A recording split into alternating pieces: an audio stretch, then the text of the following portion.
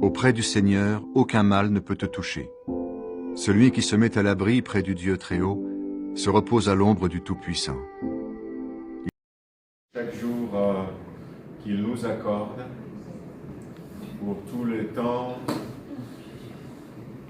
qu'il va nous accorder encore,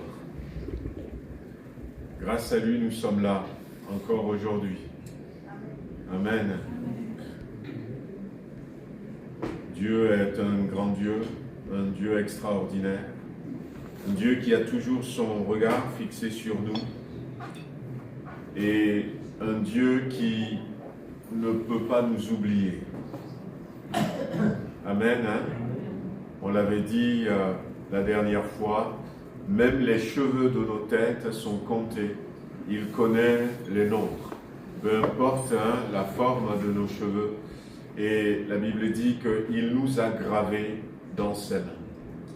Il nous a gravés dans ses mains pour que constamment il puisse nous avoir sous ses yeux. C'est un Dieu merveilleux, mais c'est un Dieu qui désire nous bénir, nous amener de plus en plus dans la maturité, comme nous avions dit mardi. Ouais. On veut prendre de l'âge, mais en même temps, on veut mûrir. Amen. Voilà, on veut remettre ces moments entre ses mains, prier que sa main puissante soit sur nous ce soir, que sa main nous conduise, nous accompagne.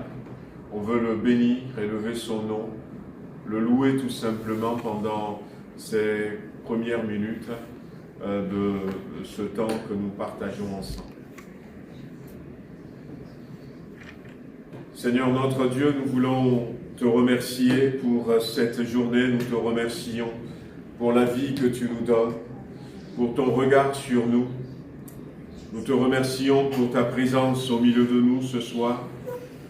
Nous voulons te dire merci parce que tu es un Dieu merveilleux, tu es un Dieu grand, tu es un Dieu bon, tu es un Dieu qui a son regard fixé sur nous, un Dieu qui nous donne de l'importance, de la valeur. Tu es un Dieu qui est présent au milieu de nous ce soir, qui connaît les besoins de nos cœurs, qui connaît aussi les attentes de nos cœurs. Un Dieu qui vient à notre rencontre avec les mains chargées de bénédictions pour nous rencontrer. Mais un Dieu qui a son calendrier, son emploi du temps. Un Dieu qui n'est jamais dépassé par les situations que nous traversons. Seigneur, nous te bénissons ce soir. Nous élevons ton nom, nous te louons. Nous te remercions pour tout ce que tu as fait pour nous et tout ce que tu vas faire encore pour nous ce soir. Même si peut-être certains au milieu de nous ont encore des besoins. Si nous avons des prières qui n'ont pas encore des réponses, nous savons combien tu nous aimes et nous savons que toute chose non seulement concourt au bien de ceux qui t'aiment, mais tu es celui qui va nous apporter la bonne réponse. Louange à toi, bénis-nous ce soir, parle à nos cœurs et conduis ces moments afin que nous repartions d'ici enrichis de ta présence, enrichis de ta parole, enrichis des bénédictions que tu as préparées pour nous dans le nom de Jésus-Christ. Amen. Nous te rendons grâce, notre Père, de ta puissante présence au milieu de nous. Tu nous accordes ta grâce encore ce soir et croyons que tu seras et tu es déjà attentif à nos prières. C'est notre désir de te louer et de t'adorer. Il est bon pour des enfants de Dieu de se trouver dans la maison du Père, d'être autour de ton trône éternel, de ne pas être sur la terre ce soir, mais d'être dans le ciel. C'est car c'est là notre demeure future. Déjà sur cette terre, nous avons souvent, parfois même, des sensations d'avoir été enlevé quelque part par esprit et de se retrouver là-haut dans le ciel. Oui, Seigneur, ce soir, nous voulons intercéder auprès de toi. Nous voulons prier. Nous croyons dans la puissance de la prière, parce que nous prions un Dieu tout-puissant, qui a fait les cieux et la terre, qu'avec l'invisible, il a créé le visible. Oui, Père, c'est merveilleux. On ne peut pas expliquer qui tu es, mais on peut croire, et on veut croire. augmente-nous, fais-nous grandir dans la foi, afin de saisir les victoires dont nous avons besoin. Fais-nous grandir dans la foi, afin de voir des miracles puissants, extraordinaires au milieu de nous. Oui, tu es un Dieu de miracles.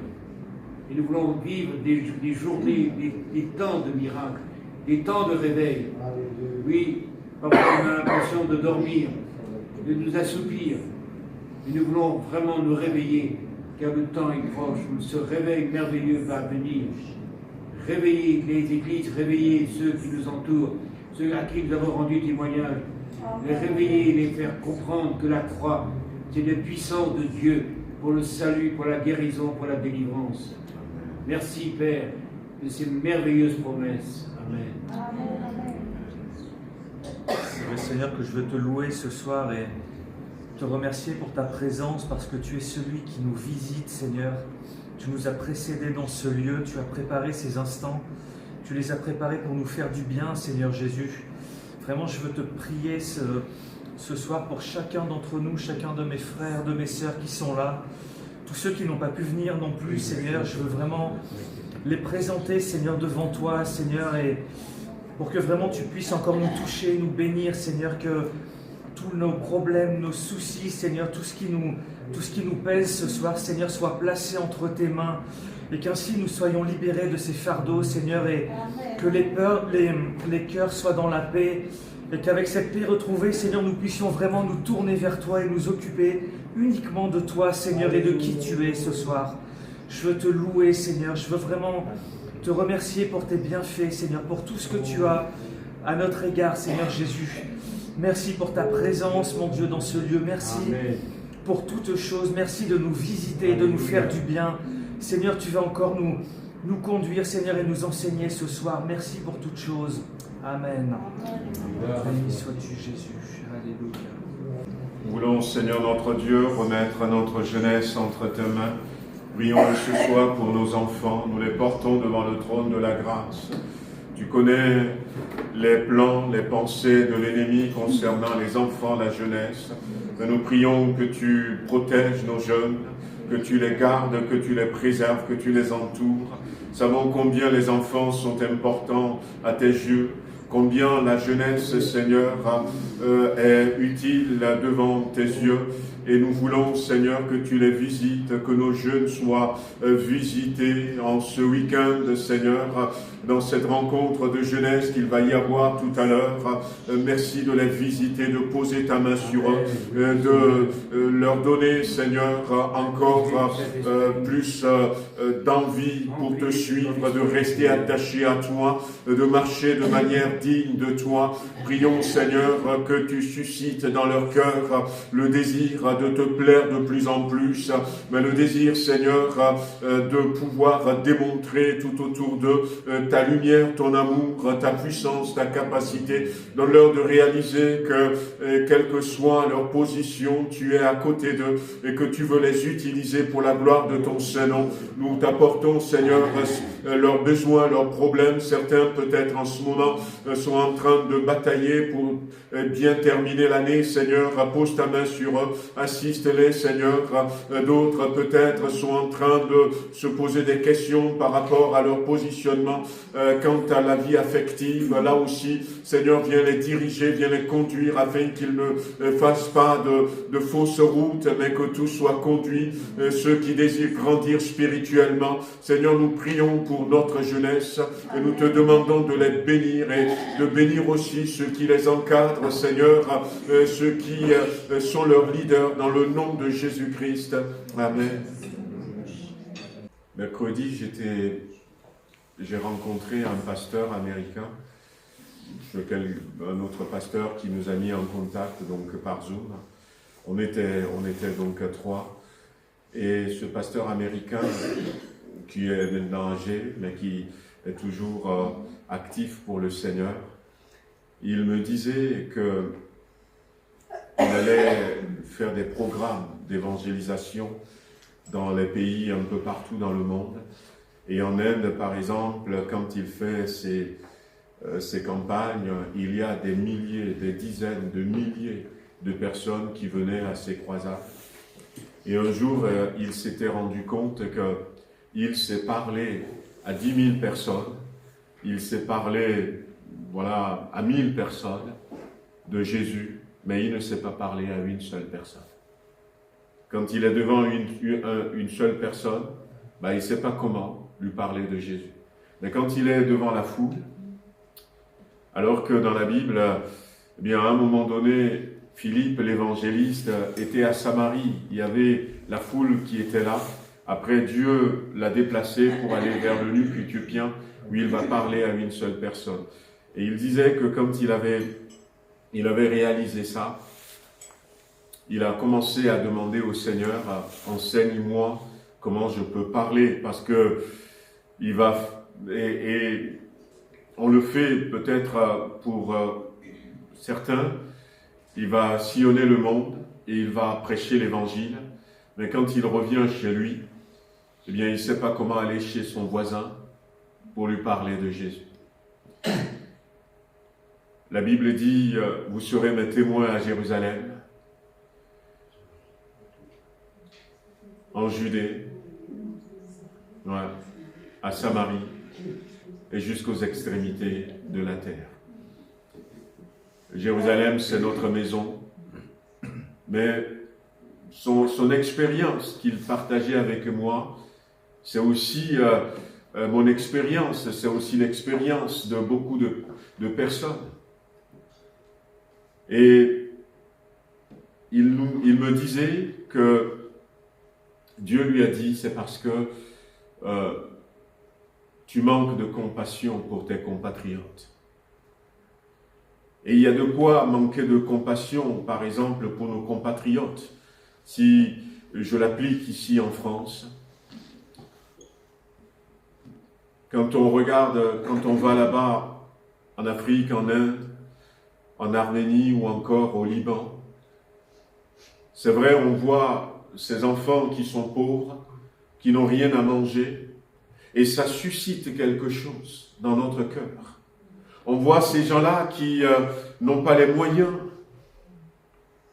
J'ai vu passer une image de quelqu'un qui a eu un accident et on l'a transporté à l'hôpital, au Togo, mon pays. Et on cherchait on cherchait quelqu'un qui peut le reconnaître.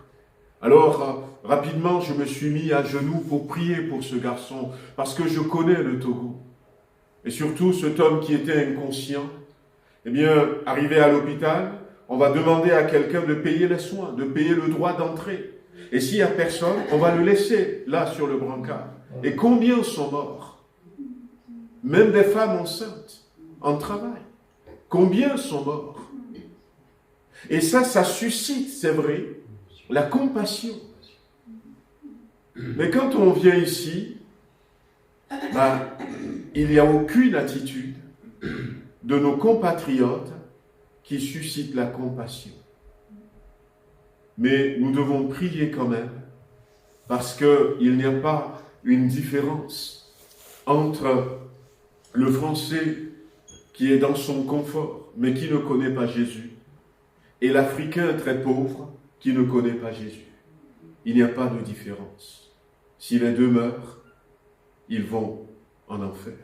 Mais on a compassion pour le pauvre, et on va lui apporter la parole, et on n'a pas compassion pour le riche. On veut prier encore en disant, Seigneur, donne-moi de la compassion pour la France, pour mes compatriotes. Donne-moi de les voir comme tu les vois. Donne-moi de les voir. Et donne-moi aussi d'être conscient du danger qu'ils encourent. On peut rouler dans une belle voiture. On peut avoir une belle villa. Mais donne-moi de voir le danger qu'ils encourent. On prie encore quelques instants que le Seigneur nous aide à avoir cette compassion pour nos bien-aimés Français. Alléluia. Il est vrai, Seigneur, que ta parole, elle est la vérité. Ta parole qui est sortie de ta bouche nous disait que celui qui persévérera jusqu'à la fin sera sauvé.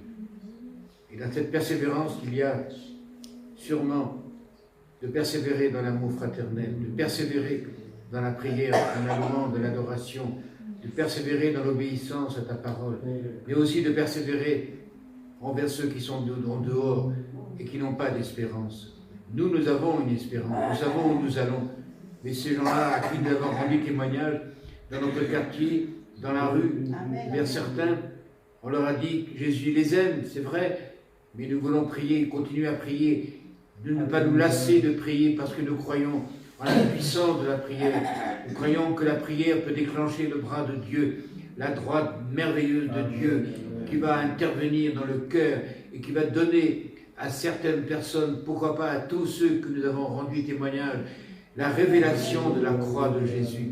C'est vrai que nous manquons d'affection, de tendresse envers les autres. Alors donne-nous, Seigneur, davantage, encore plus par le Saint-Esprit, de compassion, de tendresse, d'affection, d'amour, de miséricorde envers les autres. Parce que les autres ne savent pas qu'ils sont perdus. Mais nous le savons. À cause de cela, Seigneur, remplis-nous de compassion. Comme tu l'as eu toi-même, tu as été ému de compassion devant la misère des autres. Alors cette émotion, nous voulons l'avoir. Et ce n'est pas une émotion humaine, c'est une émotion divine que nous voulons avoir dans notre cœur et dans notre bouche. Que tes yeux soient comme nos yeux, que nos yeux soient comme tes yeux, que nos oreilles soient comme tes oreilles, que notre bouche soit comme ta bouche, Seigneur, afin que nous soyons de véritables fiers d'être enfants de Dieu à 100% et avec les dards de l'Esprit dont nous avons tellement besoin. Amen. Alléluia. Amen, gloire à Dieu.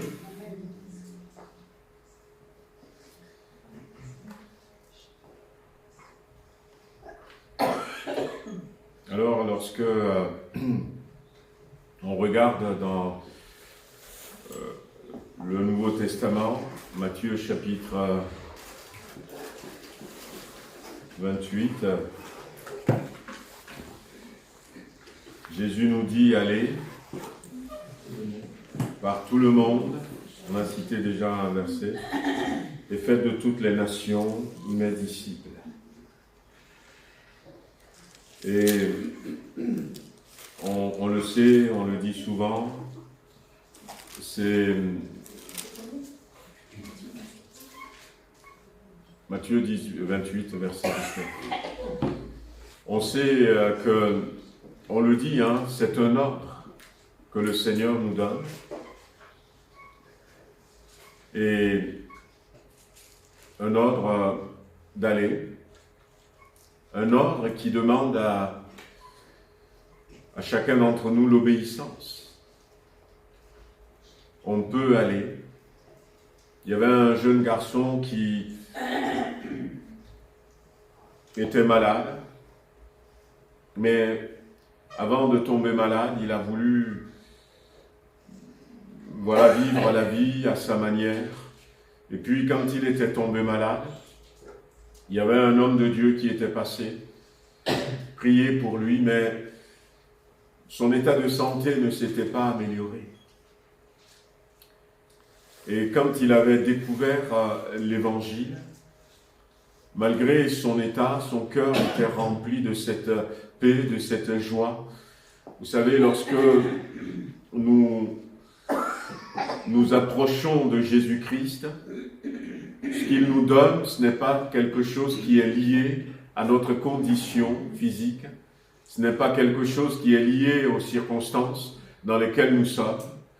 La paix que Jésus donne, la joie que Jésus donne, l'assurance que Jésus donne, eh bien, ce sont des choses qui viennent d'en haut et qui peuvent envahir nos cœurs, qui peuvent rester dans notre vie, quelles que soient les situations dans lesquelles nous sommes. Et ce garçon, en lisant le Nouveau Testament qu'on lui avait donné, était tombé sur ce verset « Allez par tout le monde ». Et ça a fait écho dans son cœur. Il voulait obéir à cet ordre. Mais sa maladie l'a cloué au lit de son appartement qui se trouvait peut-être au 3e, au 4e ou au 5e étage de cet immeuble. Et puis, il avait eu l'idée qu'on lui donne des papiers.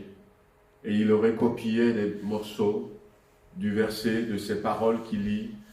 « Venez à moi, vous tous qui êtes fatigués et chargés, je vous donnerai du repos.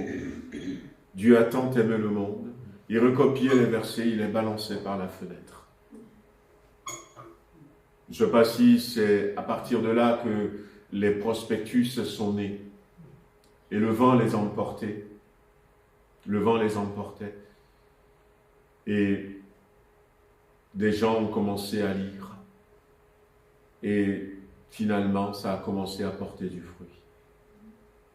C'est dans une époque comme l'époque qu'on vit aujourd'hui. Les gens étaient touchés par ces paroles parce que quand on lit par exemple dans Jérémie chapitre 33, « Je t'aime d'un amour éternel ». Imaginez qu'une feuille s'envole et tombe dans la main de quelqu'un et il lit cette parole « Je t'aime d'un amour éternel ». Et Jésus a dit « Ma parole est vivante ». Et le Saint-Esprit accompagne la parole. On est dans une époque aujourd'hui où les gens sont fatigués, les gens sont angoissés, agacés, les gens sont frustrés tout le temps, sont en colère, les gens n'ont plus d'espoir. Ce sur quoi ils pensaient s'appuyer est en train de s'écrouler. Quelqu'un disait « Oh, je me suis dit que nous avons un système de santé performant. Et ce sont dans ces pays pauvres où, ils n'ont pas grand-chose que le Covid a fait moins de ravages. Malgré notre évolution et les ténèbres se font de plus en plus, imaginez ce que pourrait faire aujourd'hui une parole comme ça. Jérémie chapitre 31 verset 17. Il y a de l'espoir pour ton avenir. Quand quelqu'un va trouver un papier comme ça, la parole de Dieu, elle est vivante, elle est agissante. Et la parole de Dieu a besoin d'être communiquée aux autres de manière directe, de manière intentionnelle. Non pas simplement comme pour se décharger d'un fardeau, mais de manière à ce que cette parole puisse pénétrer la personne qui l'entend et lui fasse du bien. Une fois comme ça, on avait donné une grosse Bible. À l'époque, on avait donné une grosse Bible à une dame. Et quand elle a ramené la Bible à la maison, son mari, quand il a su ce que c'était, il était en colère. Il a pris la Bible et l'a jetée par-dessus le mur. Et puis il y avait cette mamie qui vivait avec sa fille, sa petite fille. Les parents étaient décédés et la petite fille était avec sa mamie. Ils vivaient dans cette maison faite de huttes. Et l'hiver s'approchait, le vent traversait les huttes, il fait froid. Et la mamie, ce jour-là, était partie au marché pour voir si elle pouvait trouver moins cher des papiers peints pour coller aux huttes, pour éviter que le vent froid rentre. Et c'était beaucoup trop cher pour elle. Alors en revenant, elle a vu tomber ce livre. Et puis, elle l'a ramassé. Et son instinct d'abord, c'est qu'elle est retournée à la maison en disant « Quelqu'un a perdu ça, on n'en veut pas. Alors Marie a dit, ben d'accord, eh ben, je vais... Et elle avait commencé à découper les feuilles de la Bible, une à une, pour eh bien, tapisser sa lutte. Et la petite fille, rentrant de l'école ce soir-là, avait vu ça et était curieuse. Elle dit, c'est chouette, mamie, on aura moins froid. Et puis comme elle avait appris à lire, son attitude avait changé. Elle passait beaucoup de temps devant le mur. Et un jour, la mamie l'appelle, me dit, mais qu'est-ce qui ne va pas depuis quelque temps? Tu passes tout ton temps devant le mur. Tu n'as plus envie d'aller t'amuser avec les autres. Mais mamie, c'est que le mur, il me parle. Le mur te parle? Et comment se fait-il que moi j'entends rien? Alors, elle ne savait pas quoi dire. Et la mamie qui continue. Et qu'est-ce qu'il te dit, le mur? Et la petite qui commence à réciter quelques versets. Non seulement, eh bien, ces paroles ont bouleversé le cœur de la mamie, mais elle a petit à petit alerté la voisine. Elle a alerté le voisin. Elle a alerté les gens en disant, venez, j'ai un mur à la maison qui parle. C'est ma petite fille qui l'entend. Et elle se fera notre traductrice. Elle nous dira tout ce que le mur dit. Mais c'est des choses qu'on n'entend pas dans notre village. C'est des choses qu'on n'entend pas à la télé. Leur innocence, ignorance, eh bien cette petite, tous les soirs, quand elle rentrait, eh bien elle prenait une portion.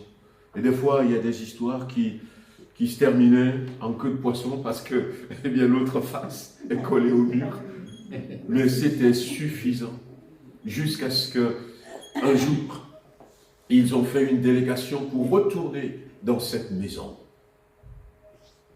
Des semaines plus tard, dites-nous où est-ce que vous avez trouvé ce livre que j'ai ramassé.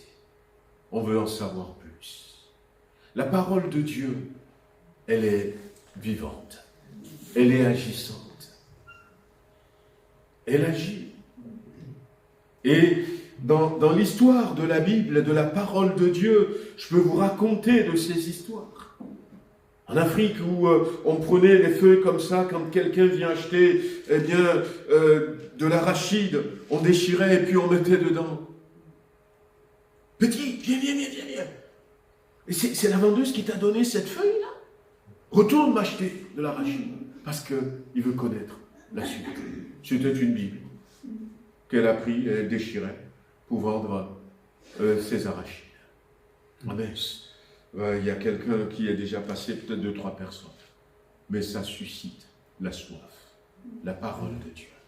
Nous avons besoin, eh bien, de la compassion, comme on a demandé tout à l'heure. Nous avons besoin de la compassion. Nous avons besoin aussi d'un esprit de conquête. Parce que quand le Seigneur nous disait « Allez », autrement dit « Soyez conquérants ». Mais nous avons besoin, nous-mêmes, de faire l'expérience. Nous avons besoin d'abord de faire l'expérience. Et c'est pour ça que, bien dimanche après dimanche, de temps en temps, on le rappelle, nous avons besoin de donner notre cœur à Jésus-Christ. Nous avons besoin d'inviter Jésus à venir dans notre vie. J'ai connu quelqu'un qui a un comportement et il osait même se battre avec son papa. Et en Afrique, déjà le papa qui représente le respect, mais arrivé jusque-là. Wow. Et puis, un jour, j'ai osé m'approcher de lui.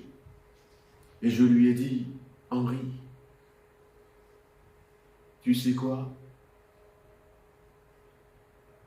j'étais un peu comme toi. Mais j'ai vécu une expérience qui m'a complètement bouleversé. Et il faut que tu vives cette expérience. Bon, c'était mes mots. C'est quoi comme expérience? Je ne sais pas trop si je peux bien te décrire. Mais ça ne te coûterait rien. Il faut que toi, tu vives ça. Réfléchis-y. Ça va complètement te bouleverser. Tu vas voir, ça va changer la relation entre toi et ton papa. Ça va te transformer. On ne s'était pas vu, ça fait un moment, parce que j'ai quitté le village. Mais tu me verrais vivre ces derniers temps. Tu sauras que ce que je te dis est vrai. Il faut que tu vives cette expérience. Et puis, pendant ce temps où j'étais au village, 2-3 jours après, j'ai été le voir. Est-ce que tu as réfléchi? Oh, pas trop et tout. Écoute, il ne faut pas hésiter, il faut saisir. Et j'avais ce cœur parce que je me disais, ben, s'il vivait la même expérience que j'ai vécue, ben, ça le changerait complètement. Et pendant ces 2-3 jours, j'ai prié pour lui. Seigneur, fais qu'il accepte.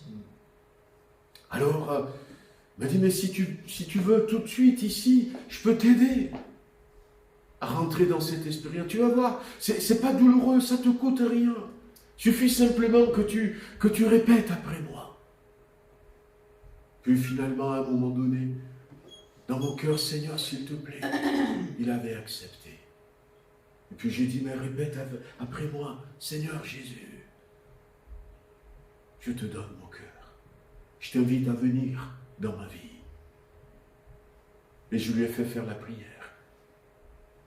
Puis je lui ai dit, tu sais, si tu es sincère, eh bien, ce Seigneur Jésus-là, c'est différent du petit Jésus dans le bras de sa mère. C'est complètement différent. Hein? Mais ce Seigneur Jésus, tu vas voir ce qu'il va faire dans ta vie. Et quelques jours après, il était revenu vers moi. Oh, son visage était changé. Et puis, eh bien, il est né de nouveau. Quand on vit l'expérience nous-mêmes, quand on vit l'expérience, vous savez, avoir le désir d'obéir à Jésus-Christ va nous amener, si on ne l'a pas vécu, cette expérience, à vivre cette expérience nous-mêmes. Et si il y a quelqu'un ici ce soir, vivez cette expérience. Moi, combien de fois, au début de ma conversion, quand je venais, j'allais dans une réunion, et puis on prêchait, et on parlait de qui c'est qui veut donner son cœur à Jésus. Alors je me suis levé peut-être 4-5 fois. Parce que, eh bien, les messages étaient différents. Et c'est une expérience que je voulais vivre. J'ai dit, mais Seigneur, je ne sais pas, la première fois, je l'ai bien fait, hein. Allez, je retourne encore aujourd'hui. Et on priait pour moi. Puis au bout de la 4e ou la 5e fois, eh bien, je sais que non, c'est bon. Je suis bien dedans. Et ouvrez votre cœur à Jésus. C'est une bénédiction que vous ne pouvez pas imaginer. Une bénédiction qui commence ici-bas et qui se poursuit jusque dans l'éternité. Quelles que soient les situations que nous allons traverser, il sera là avec nous. Sera là avec nous. Je vous avais raconté cette histoire. C'est nous qui avons vu, c'est moi qui ai vu. J'ai vu dans ce rêve Jésus. Et je l'ai vu. Et puis, il y avait une personne qui marchait sur un chemin. Et puis j'ai vu Jésus qui est venu et qui a pris la personne dans ses bras et qui l'a serré contre son cœur. Et Jésus l'a porté, l'a marché avec cette personne. Mais seulement, je connais cette fille. Maggie la connaissait bien. Elle avait vécu avec nous pendant un temps à la maison. Elle m'appelle papa, Maggie, maman. Et c'est peut-être pour ça que le Seigneur m'avait montré. Et puis au réveil, j'ai partagé avec Maggie. Et quelques jours après, je l'ai téléphoné au Togo. Comment ça va? Maintenant, ça va, papa. Tu as eu des situations difficiles, très difficiles. Et puis elle m'a dit, telle période, ça a été très très compliqué pour moi et mon époux. On a failli se séparer.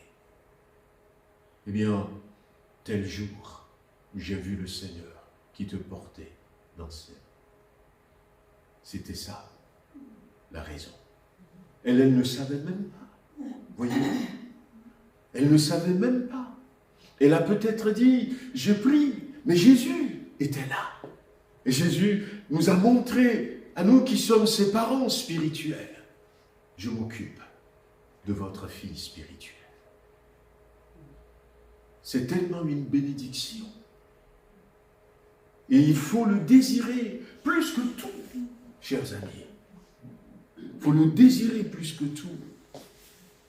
Dans Apocalypse chapitre 3, Jésus va arriver à une église et va dire à cette église, je suis à la porte et je frappe. Si quelqu'un entend ma voix. Et l'église, ce n'était pas un bâtiment. C'est chacun d'entre nous qui formons l'église. C'est vous, c'est moi. Et quand il dit, si quelqu'un entend ma voix et ouvre la porte, j'entrerai chez lui. Et on peut même des fois se retrouver dans une église. Mais Jésus n'est pas là. Et c'est pour ça que c'est important d'inviter Jésus à venir. Et de s'assurer qu'il est bien là.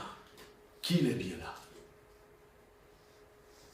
Alors, je vous encourage, si vous ne l'avez pas encore fait, à le faire. Et quand on vit cette expérience, on a envie de partager, de la partager. On prie différemment pour les autres. Et on obéit à cet ordre du Seigneur. Des fois, on oublie. Jésus dira à une église, souviens-toi d'où tu étais tombé. Élie dira à Élisée, souviens-toi de ce que j'ai fait pour toi. Oui. Au ciel, il y a un livre qui s'appelle le livre des souvenirs. Et dans Deutéronome, Moïse dira au peuple d'Israël, souviens-toi, n'oublions pas cette joie, n'oublions pas cette rencontre qui a changé notre vie. Et permettons que le souvenir de cette rencontre puisse créer dans notre cœur de la compassion pour donner cette parole.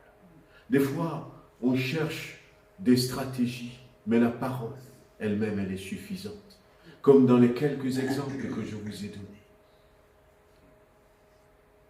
Elle est suffisante. Certains ici connaissent le témoignage d'un certain Nicky Cruz, qui était un voyou, un brigand, faisait partie d'un gang, et qui, à un moment donné, un assassin, oui, qui a été même chef de ce gang, le gang des Mao Mao, dans ces années 70 peut-être, à New York, et qui terrorisait les gens. Il racontait que quand il y a une personne qui le rencontrait dans la rue, la personne change de trottoir. Ou quand ils sont accompagnés de leurs enfants, certaines personnes préfèrent retourner à la maison. Il a été arrêté plusieurs fois. Et chaque fois, il a été jugé non coupable. Parce que le juge a peur. Les avocats ont peur. Au procès, quand son gang, les gars de son gang arrivent, Quand on les voit comme ça, là, tout le monde a peur. Et il a suffi d'une seule phrase.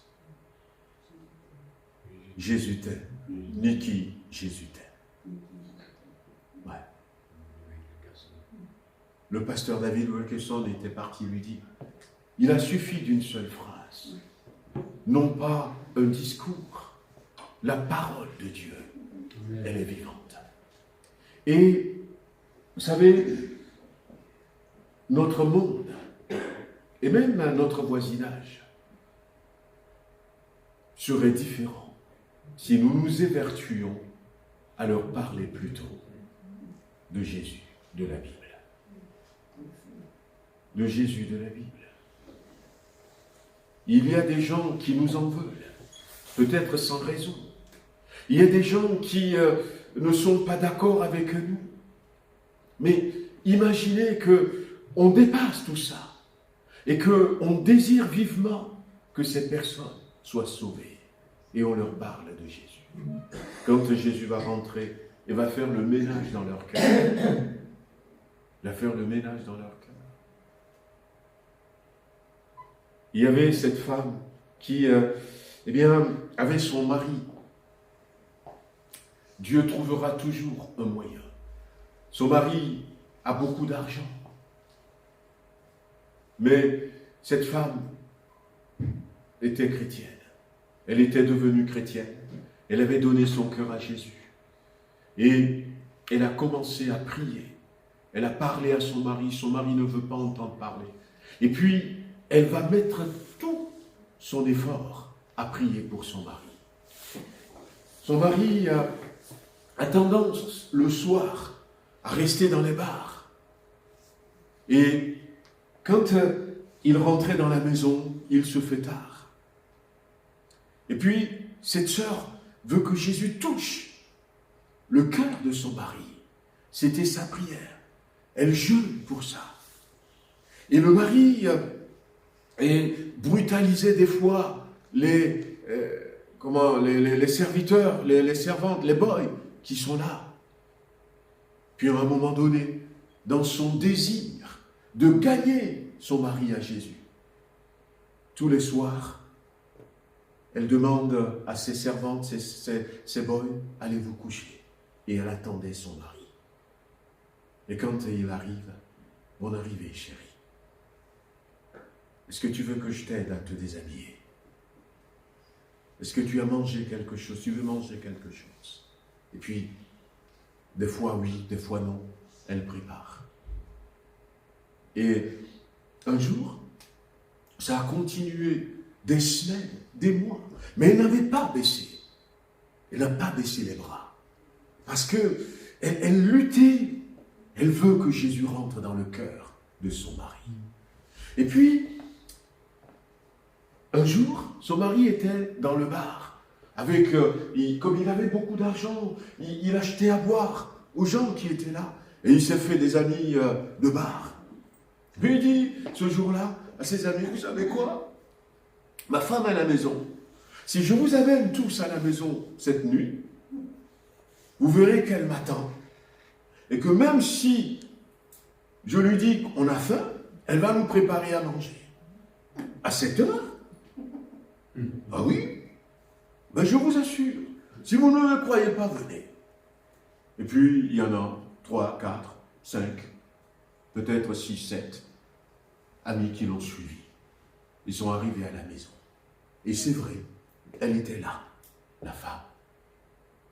Bonne arrivée, chérie. Ah ben, tu es venu avec tes amis ce soir. Oui. Est-ce que vous avez besoin de quelque chose? Ben, on a faim, on veut manger. Il parlait, brutalisait sa femme. Mais elle est restée calme, sans rien dire. Ce qu'elle veut, c'est gagner ce temps pour Jésus. Et elle a préparé pour eux tous, elle les a mis à l'aise, et leur a servi, et puis elle est partie. Et quand elle est partie dans sa chambre se coucher, c'est là où le mari dit, qu'est-ce que je vous ai dit? Voyez? Et là, autour de la table, un de ses gars, ses amis sont là, Il dit, mais c'est ignoble de traiter une femme comme ça. Comment est-ce que tu peux te comporter comme ça? Est-ce que tu as un cœur? Il laisse la nourriture, il s'en va. Le deuxième, le troisième. Et finalement, ils sont partis tous. Et il était resté là, avec tous les plats. Il s'est mis à pleurer. Il s'est levé, il est parti vers sa femme. Il est parti vers sa femme. Et elle a dit, chérie, pardonne-moi. Ce soir, je veux donner mon cœur à Jésus. Amen. Elle a gagné son époux. Et la maison a changé. La maison a changé. Les brutalités sont parties. Si nous donnons Jésus à notre monde, si nous donnons Jésus à notre monde, on va lire dans Josué chapitre 1er.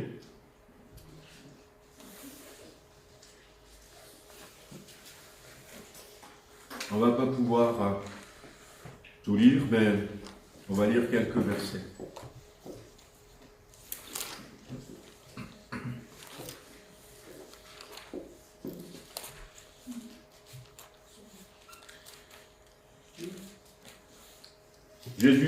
Josué 1, chapitre 1er, verset 1. Après la mort de Moïse, serviteur de l'Éternel, l'Éternel dit à Josué, fils de Nun, serviteur de Moïse, Moïse, mon serviteur, est mort.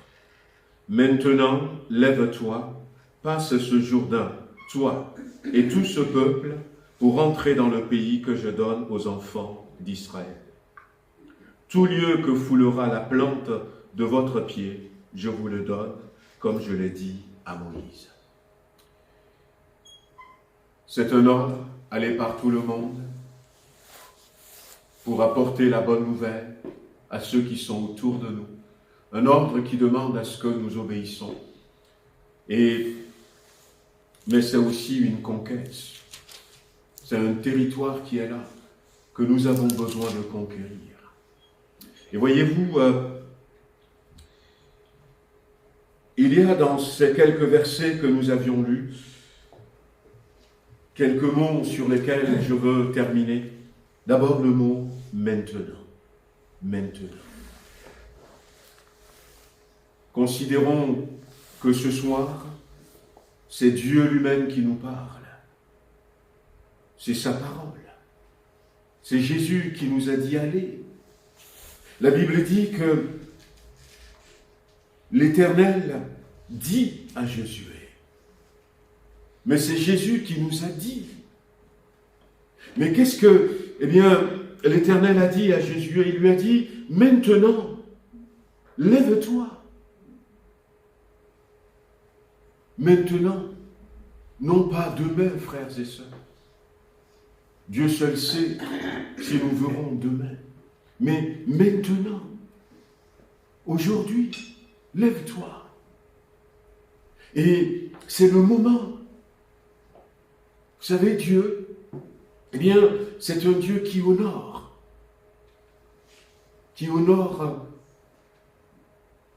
les rêves que nous portons en nous, qui honore les promesses qu'il nous a données, qui honore les visions qu'il nous a données.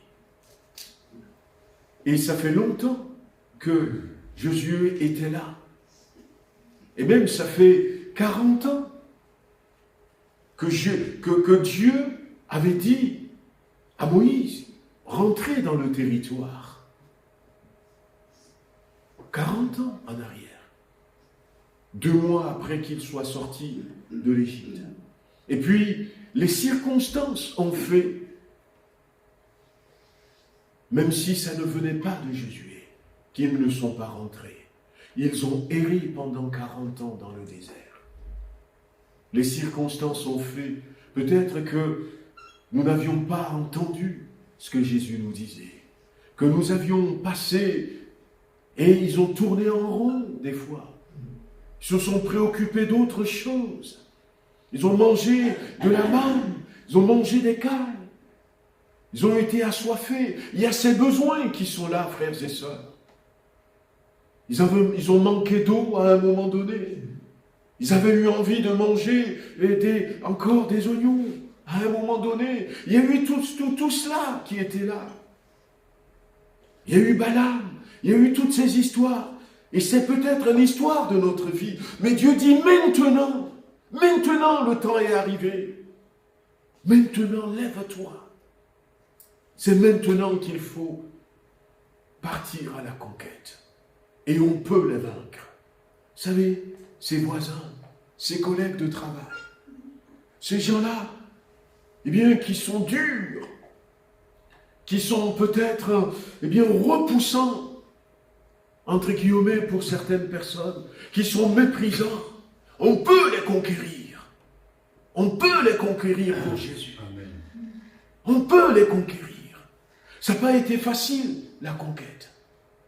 On peut les conquérir parce que Dieu dit maintenant, le moment est là.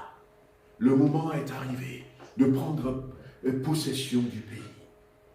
C'est pas ce que Josué et Caleb pensaient quand les gens ont commencé à tomber dans le désert. Il y en a un tel est parti, un tel est mort, un tel est parti, un tel est mort, jusqu'à ce que Aaron est parti, Hur est parti.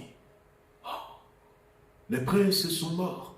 Et puis, finalement, c'est Moïse même qui va mourir. Qu'est-ce qu'on va faire? Ils vont se dire, est-ce que je resterai vivant? Mais là, quand Moïse est décédé, c'est Dieu qui vient. Maintenant, Moïse, mon serviteur, est mort. Mais maintenant, lève-toi. C'est le moment. Amen. Et puis, ce deuxième mot, on va terminer sur ça, c'est que Dieu va dire, non seulement maintenant, mais toi, lève-toi. Lève-toi. C'est une invitation personnelle, frères et sœurs. Et tout ce peuple, vous savez, tout lieu que foulera la plante de votre pied. Mais avant ça, toi et tout ce peuple, je voulais vous dire quelque chose. Si toi tu ne te lèves pas, l'Église ne se lèvera pas. Parce que tu es l'Église. Parce que je suis l'Église. Parce que chacun d'entre nous, nous sommes l'Église. Et si toi tu ne te lèves pas, l'Église ne se lèvera pas. Et Dieu a bien dit, lève-toi et tout le peuple se mettra debout. Si chaque toi ici présent se met debout, c'est tout le peuple qui est debout. Si chaque toi s'en va, c'est tout le peuple qui s'en va à la conquête. Lève-toi et tout le peuple. Et c'est seulement à ce moment-là que tout lieu que foulera vos pieds. Et là, la garantie de ce qu'on a raconté en début, que ça pourrait prendre peut-être de simples feuilles, ça pourrait prendre une parole, ça pourrait prendre un temps de prière. C'est vrai, comme pour cette dame, ça peut prendre des mois, ça peut prendre même des années à supporter un alcoolique, à supporter quelqu'un qui nous insulte. Mais la garantie est qu'au bout, nous allons les conquérir. Nous allons les conquérir pour Jésus-Christ. Que le Seigneur nous bénisse et fasse de nous des conquérants. Amen. On va le remercier et on va se séparer. Je veux, alors que nous avons les têtes baissées, bien-aimés, je veux que chacun d'entre nous prie avec moi. Je ne veux pas que tu restes silencieux. Je veux que tu dises au Seigneur, Seigneur, c'est moi, c'est toi, à qui tu t'es adressé ce soir. Ne regardons pas autre chose. On ne savait pas quel âge avait Josué, mais nous savons que Caleb, à ce moment-là, il avait plus de 80 ans. Il avait plus de 80 ans. Mais il y avait eu les craintes, les peurs. Dis seulement, Seigneur, c'est moi, c'est toi à qui tu t'es adressé ce soir. Donne-moi de me lever. Ou même tu peux faire mieux. Je me lève. Ce n'est pas se mettre debout ici. Je me lève. Je me lève. Je me lève. Et nous verrons ce beau mouvement dans l'Église. Il y a quelqu'un qui priait encore tout à l'heure pour le réveil. Eh bien, disons, Seigneur, je me lève. Je me réveille. Peut-être que quelqu'un va dire, Seigneur, Je veux vivre cette expérience. Je veux t'ouvrir mon cœur. Je veux accepter Jésus. Je veux renouveler mon expérience. Je veux me rappeler de cette expérience. N'hésitez pas. Suffit simplement de dire, Seigneur Jésus, je t'invite à venir dans ma vie. Viens faire le ménage dans ma vie. Sois le maître, sois le Seigneur de ma vie. Guide-moi, dirige-moi, conduis-moi, sauve-moi. Lave-moi de tout péché. Il le fera. Seigneur notre Dieu, nous te remercions pour ta parole ce soir. Merci pour ces prières que nous avons fait monter vers toi au début de ce temps. Merci pour ces quelques prières que nous allons garder dans notre cœur. Merci aussi de ce que certains au milieu de nous ce soir ont peut-être demandé à renouveler leur engagement, à inviter Jésus-Christ dans leur cœur. Merci parce que tu t'es adressé à chacun d'entre nous. Nous sommes ce toi dont tu as parlé dans ta parole. Et nous avions compris que c'est maintenant. Et nous savons que quelle que soit la force, la puissance de l'ennemi qui est là devant nous, eh bien, nous avons ta garantie que nous allons prendre possession de ce territoire. Fais de chacun d'entre nous des conquérants, afin que nous soyons de ceux qui vont mettre en pratique, ceux qui vont obéir à cet ordre, aller partout le monde, annoncer la bonne nouvelle. Merci Seigneur. Merci Seigneur. Bénis-nous Seigneur. Bénis ce week-end. Que le Saint-Esprit travaille nos cœurs. Donne-nous de ne pas dormir sur ces paroles, mais de les mettre en pratique, en application, dans le nom de Jésus-Christ. Amen. Gloire à toi, Seigneur. Amen. Que le Seigneur nous bénisse. Amen. Alors en primaire, donc vous aviez vu, on a Léa qui est bien arrivée. On a prié dimanche pour Léa. Voilà.